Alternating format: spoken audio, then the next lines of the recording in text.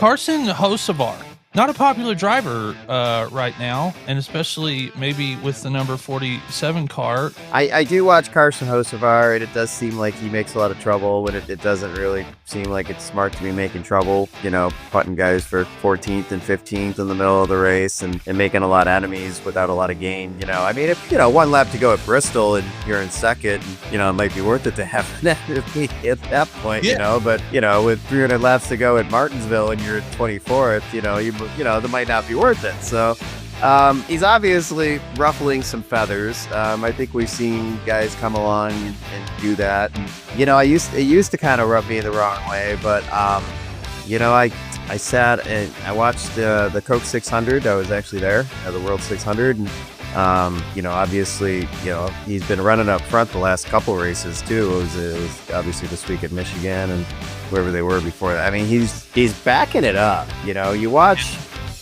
a lot of these guys that make the jump from Xfinity, just they're so successful, and they get into these good rides in Cup, and I'm sure it's incredibly difficult. I'm not here to pick on anybody. You do tend to see guys that don't really make the transition, that have some difficulty, that struggle. And well, I think you gotta, when you look at guys that can win regularly at the Xfinity level, that get into really good Cup cars and they haven't found victory lane yet.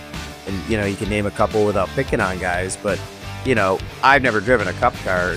But what I can imagine is it's probably a very different beast. It's probably very difficult. And you see guys on the same team, you think with similar cars that run very different every week. So I think there is a driver aspect to this car, and it doesn't seem like there's a ton of guys that can do it.